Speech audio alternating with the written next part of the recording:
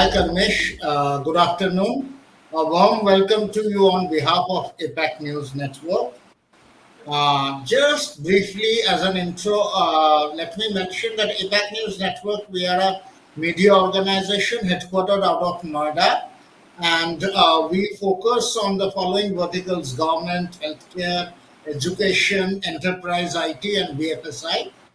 And specifically, we have 360-degree delivery channel through online, through video, through print magazine, and through events.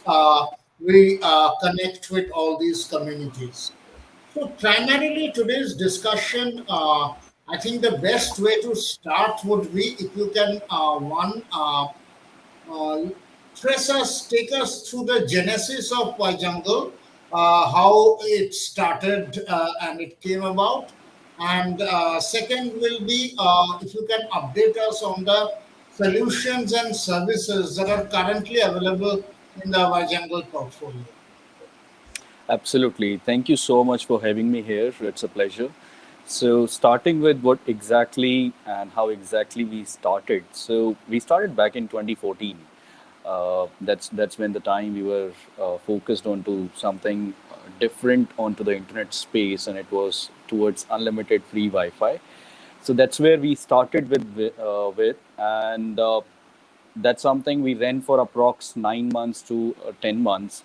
Uh, it was started in Jaipur. It was started with a 200-meter Wi-Fi hotspot area, through which we really wanted to make sure that the internet should be accessible to each one and everyone. So this was a time when Airtel used to give the, or maybe you can say the other telco used to give the 3G or maybe the available 4G internets uh, at somewhere around 300 rupees a month. So that was a big problem statement to solve back then, and this was the beginning of our journey. Uh, the mode of revenue advertisement used to be through the hyper local advertisements. We used to show from the nearby restaurants or saloons or maybe the shops. So it went well for initial time, but somehow due to the financial burdens, we were not able to carry it forward.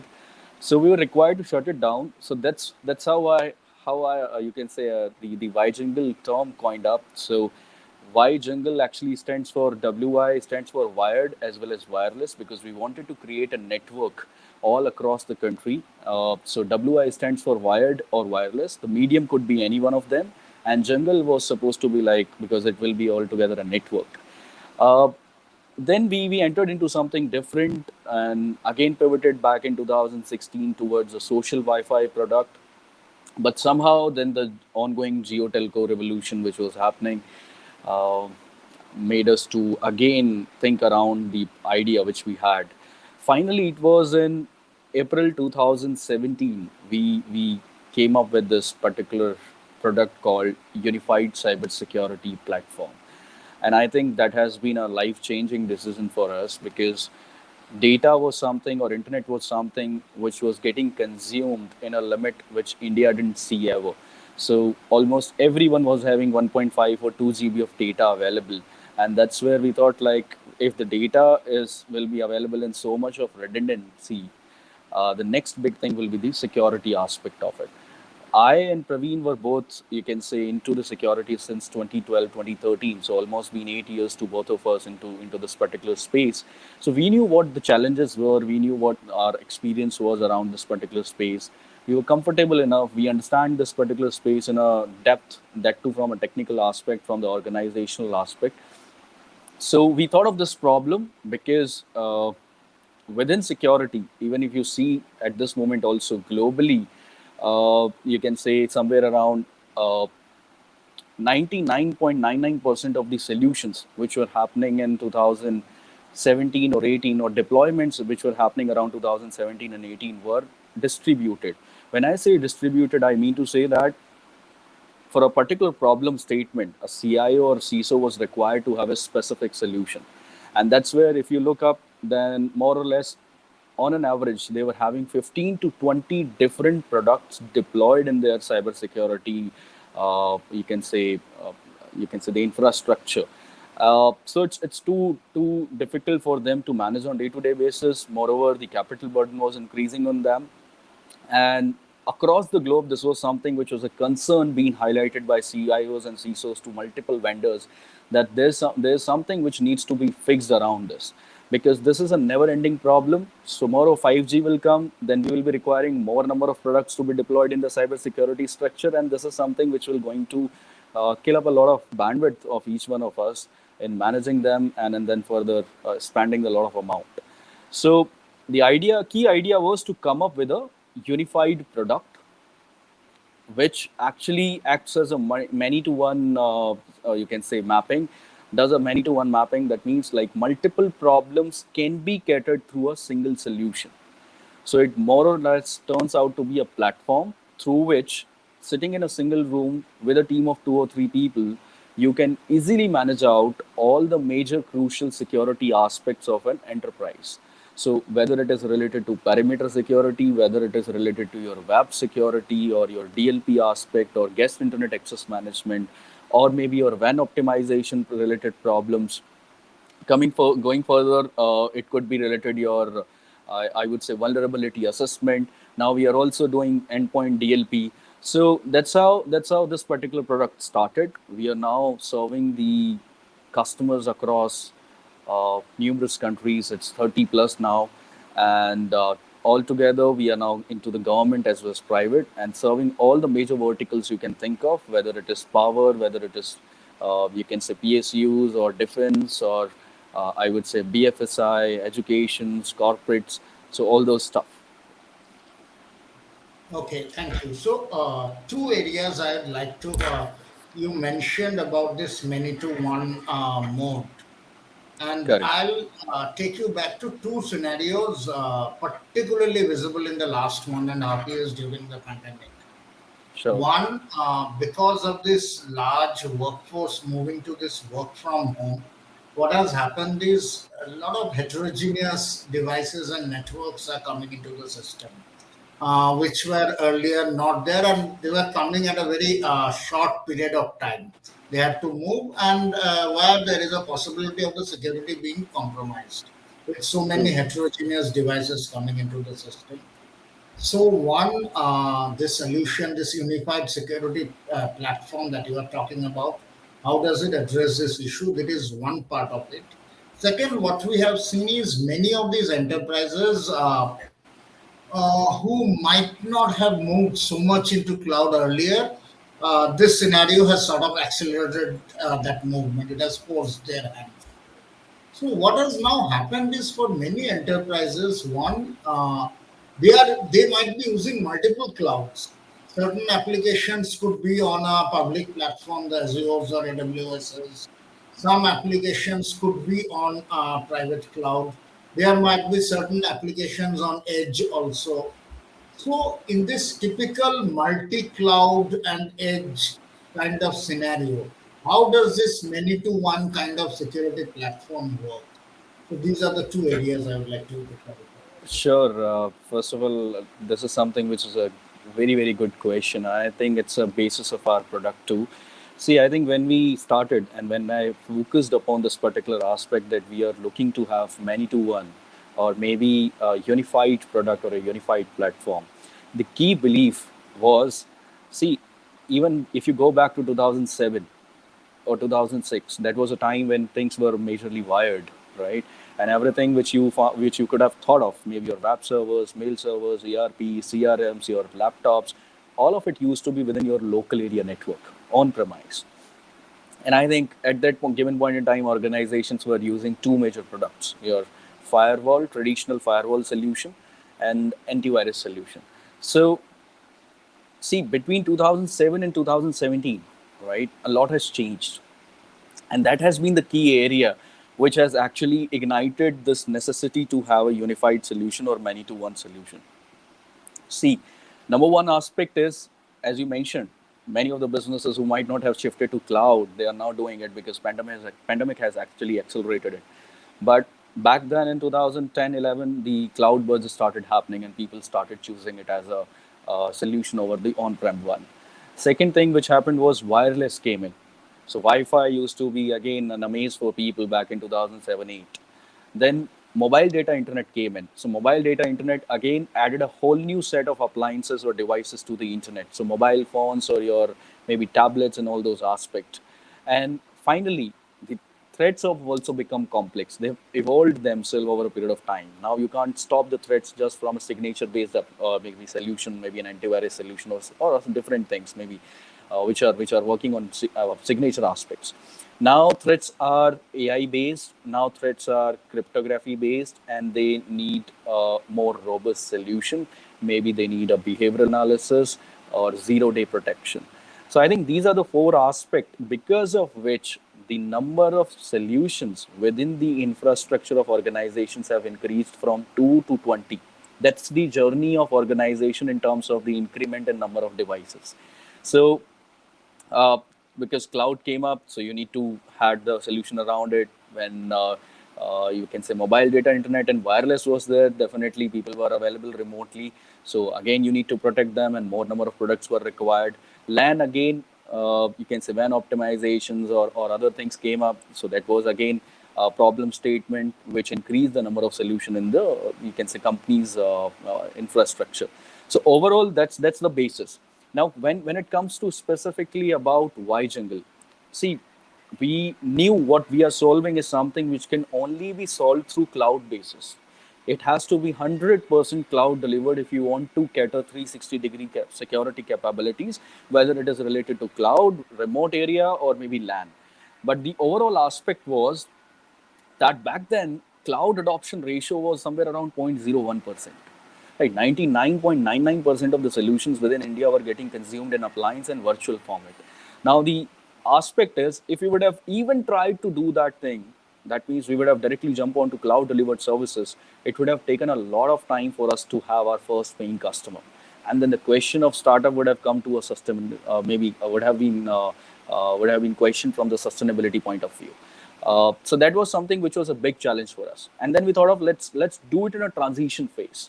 We're not going to directly shift to a cloud. We'll start with something which is through appliance or maybe a virtual format, which people are aware of, which people are happy to adopt. And then slowly and gradually, as soon as the market matures, we're going to take a shift towards cloud. Another big factor was that latency factor was not positive at that given point in time. If you will see latency, I mean to say that all the public cloud service providers, which you could have thought of, maybe Amazon or Google Cloud or Azure, major of them were not having the POP in India. Amazon used to have it in Singapore. They then came to Mumbai, and then slowly and gradually now the other public cloud service providers have also opened their POP. So latency factor has become, you can say, controllable now. It's something which you can now, which is in favor of cloud delivered security solutions. Second aspect was the internet speed at people places were also not that good. So somewhere around 4, 6, or 10 Mbps of internet connection was something which was available back in 2017. Over a period of time, I think, in fact, I would say the last year, 2020 and 2021, have actually shifted it. Even the tier 3 cities now have 100 or 150 Mbps of internet speed available, that too at dirt cheap rates. Now, coming to what we actually serve at this moment and how we actually tackled care of this remote workforce, which got shifted or which got actually promoted during the time pandemic started. So, see, we were earlier very much focused onto network, because through appliance, or you can say through, you can say, VM based solution or virtual appliance based solution, you could take care of capabilities which are more or less related to your premise security, on-premise security. Cloud definitely can't be touched. Uh, and the another thing which you could have touched upon is, or which we could have touched upon is remote workforce management. That is like if you deploy an endpoint or end client into their machines, and all that end client control is getting done from the same appliance dashboard which we are deployed in our on-premise aspect. So when pandemic started, we were majorly focused on our capabilities of next generation firewall, web application firewall, or if it was related to SD-WAN, or aspects related to your guest management and vulnerability assessment. But it was in April 2020, we thought of coming with our endpoint client. We were working on it. but we were working from a long-term perspective. It was not that we were having that sort of early launch plans, but somehow that made us to think around, and we thought like we'll have to figure out and come up with something which actually solves the problem at this given point in time. So we came up with our endpoint DLP client, which is still in major of the places. It is still in beta phase. We have not launched it publicly on any of the platform. Uh, you can say hundreds of our customers, approx 100, of customers are using those endpoint clients. So what we did was we thought of like as people are going to remote, we can say environment. The major threat to companies is they have antivirus in their you can say laptops or maybe related devices deployed. The aspect is they are more concerned from the DLP side, data leakage side. What if somebody connected to a outer area or outer network will going to share those confidential PDF files or Excel files or those PPTs or maybe those certain mails which they would not have done if they would have been in the network. So that's something which we kept as a focus for us. We didn't do much. We just focus on certain capabilities of DLPs, which were very, very crucial for any of the organization. And those capabilities were somewhere around 14 or 15 different points. We focused around that, and in May, we came out with it. And that's where we got to see that all the beta organizations where we were already serving through one or the other capability were so enthusiastic to adopt it, and in a way because of the fact that it was all getting managed through a same platform. They didn't have to purchase or procure, or they didn't have to got an understanding about any other you can say platform or take a training on any other platform. It was just through same platform where they had a comfort to apply policies, where they had a comfort to you can say run it or run the reports. And in that same platform we got it added as a endpoint DLP aspect. So that's how the journey, or that's how we catered those aspects to the organizations where it was crucial for us to ensure that they have certain things onto the DLP endpoint DLP aspect. Now moving forward, we are already on our journey or trajectory towards cloud security or cloud delivered security. That means we are on our journey to provide 360-degree security capabilities in the coming time. So probably you will see through our platform, you will not able to manage your on-prem, your remote, but you will also be able to manage your cloud aspects, whether it is your virtual firewall, in order to ensure your, in order to secure your uh, web websites or hosted onto the public clouds or private clouds, whether it is related to your third party SaaS applications which you are using. So whether it is coming from CASB aspect or you can say private aspect, which is called ZTNA. So those things are we are working upon, and soon you will get to see that in the next 7 to 8 months, those services will be available to organization on a OPEX mode. And this will be the first time, I think, the entire security industry is going through a biggest revolution, because still yet from 1990, 1991, when the industry started, it was all capex market. You need to pay upfront, whether it was license, whether it was an appliance solution. But now this will be the first time I think the industry is experiencing as a service model, where in a unified way, sitting through your HQ, you can manage out all your branches, all your employees, and sitting in different parts of the country as well as your offices. Okay, thank you. So, an extension of what you were saying, I'll put two scenarios. One, when you said in that same platform, you added that endpoint security one. What I want to understand, how did that sort of change or alter the conversation engagement with the CISOs, which were already happening? And more importantly, not just the conversation, already for the platform you were having certain SLAs with those CISOs. So now with this endpoint connect also coming into the picture, how did these SLAs get impacted? And now looking forward into the future, as you are mentioning that more a security as a service kind of OPEX model will be shifting. So how further will these SLAs get impacted with the CISOs? See, I think service level agreements which we were having. So see, our target customers used to be SMBs back in 2020 starting till 2020 starting. It's something since the last, you can say, 14, 15 months, we have started focusing on very large enterprises or very large government customers.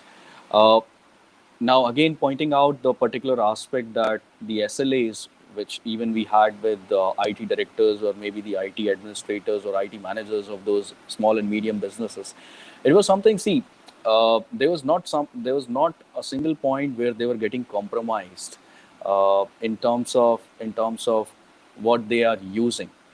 In fact, what they got is that in the same price value, they got an added service, and that's something which was a you can say exciting moment for them. That was something which they didn't even thought of, that the company will come up and they will choose us as a beta customer, and we're going to deploy the endpoint DLP across 400, 500, or 600 of our uh, employees who are sitting across different corners of the country.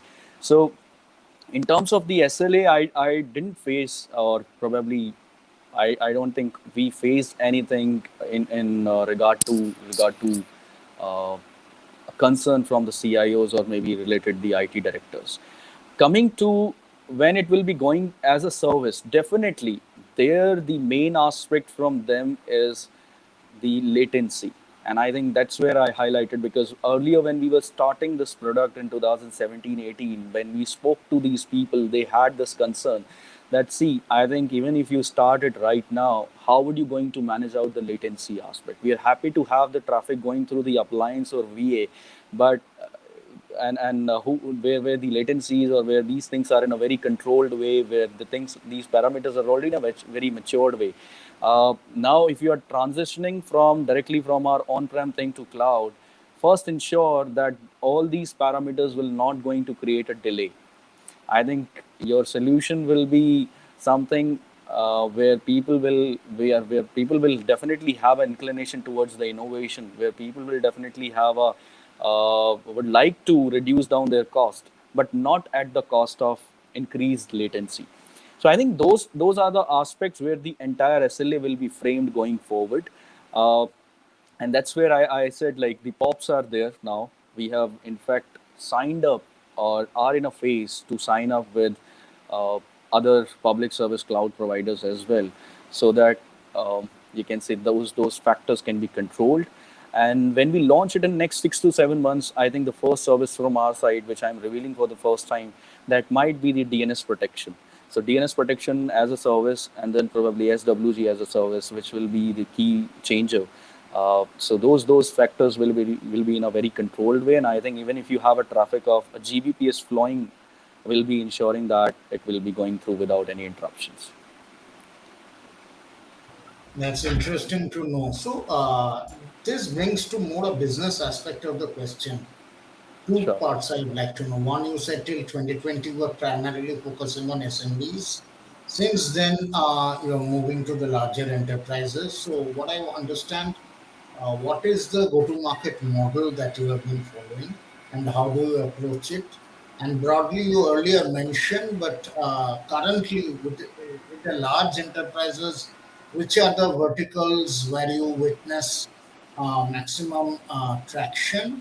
And as you were mentioning, with services like DNS as a service, what sort of use cases or verticals do you foresee the adoption from? Absolutely. Coming to the go-to market, I think it's pretty simple in our case. It's a market which is channel driven, right? That's something you will have to take care of. You will have to work around. You will have to activate them in case if you are looking to have a long-term results.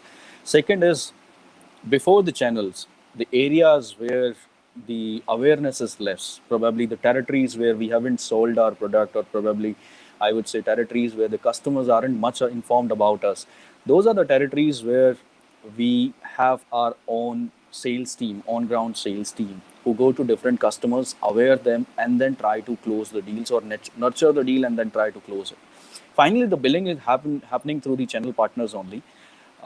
Key aspect over here is that over a period of time, our percentage of business has changed from our on ground sales team to channel partners. Now the channel partners have a lot more weightage. I think 70% of our 75% of our business is directly coming from the leads which are generated by channel partners. So I would say that is an indirect sales. Uh, so that's one aspect which is pretty simple. Going forward to the another question which you had was about which customers in large enterprises we are serving, which are the verticals. So see, we have been very careful in our journey till yet. When we started our first sales in 2018, we knew what exactly or how exactly this the security market operates. It's a very delicate market, right? Now, if you try to directly jump onto the larger enterprises and do something bad, you just get one chance and your entire reputation will be spoiled. So we started with SMBs initially, and within the SMBs also, I would say smaller businesses, not even medium, smaller businesses where the number of employees were 50 or 100 maximum. So we focused on them because that's a place where even if our product is having bugs, even if there are certain things which are missing from the product features, you get enough time, they are tolerable enough, they are not losing those kind of dollars if in fact the network goes down because of us. So those are the, I think those are the businesses who are alike us and they understand the challenges of a startup and they're ready to give us the space to actually experiment. So that's how we started. We spent initial 1 year acquiring SMBs. We acquired, uh, I would say, enough amount of SMBs across India, in fact, outside India as well. Then we slowly shifted ourselves to medium businesses in 2019 onwards. A medium businesses, when I say, I would say specifically to companies who are having up to 1,000 users, right? 1,000 employee company, whether it is education, whether it is a PSU, whether it is, you can say corporates, ITs, BPOs, or maybe you can think of power generation companies, all those aspects. Then I think we served again for approx a year, and then finally in 2020 we made a shift to large enterprises after feeling confident that yes, I think now we have achieved those scalability and those parameter challenges or those maybe technical challenges have been resolved. Now we are confident in order to take the things ahead and close the deals perfectly. So that's when we started. Now you come to large enterprises, you name it, any of the vertical you can think of, transport, whether it is, as I mentioned, defense, uh, BFSI, education, your healthcare, pharma, I would say your industries related to hospitality. So any of the industry you will think of, we will give you the customers who are not just the smaller customers, who are customers who are one of the prime customers from those industry verticals. So if you say hospitality, we have Hayat working with us. If you say healthcare, we have AIMS working around us. Then if you say research-based organization, then DRDO and multiple campuses of CSIR are working with us. Probably when you go to transport vertical, we have multiple airlines working with us, along with railways, along with multiple metros, then your Airport Authority of India.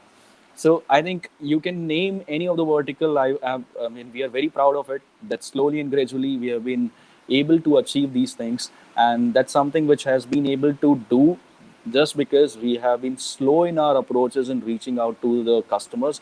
We made sure that we approach a right set of customer or a right uh, target segment once we have reached a particular level. So we didn't just rushed out into the market that okay, the product is ready and now let's go anywhere north, south, east, west and try to explode ourselves. That's something we didn't do. We were very careful, and I think that's where our overall, if you see the support aspect, our feedback which we get from the support is something which we have a satisfactory ratio of 98.7%. It's all because the product is already in matured phase. People are liking it. People are happy using it as it considers and it conveys and it already covers a lot of use cases which they can think of. So, typically for services like DNS as a service, which you now plan to do, so will the focus be on acquiring greenfield customers there, or basically upselling to your existing customers only? I think that will be altogether a new set of customers we will be looking forward to activate and acquire. because you will see that the customers who are okay to have the cloud delivered security aspects are those people who are ahead of the innovation curve. They understand what exactly this market is moving towards. They have enough capital, and they are ready to take the risk. I think these will be the companies who are into mid market and large segments. SMBs is something where we'll have to work hard upon it in generating the awareness. I know this product will hit very well into the SM segment, small and medium segment, but within small we'll have to work hard on generating the, I would say, awareness. And probably once it has hit to certain startups or to certain small SMEs, probably that's the place where the automatically the referral thing will keep on working. And because it's something which is as a service, you can obviously use multiple market tactics to ensure that once they refer, they get 1 month extra. These things can't be done in a capex model, but over here, these things can be actually utilized to ensure that there's a network effect. So, in conclusion, what I would ask you mentioned about this moving to this OPEX model. Other than that, if I ask for the next 3 to 4 quarters, maybe, what are going to be the key focus areas for Vagendra? Sure, we are focused on you can say building our leadership team. That's one aspect where we are working hard. Number two is we are looking to expand to other geographies.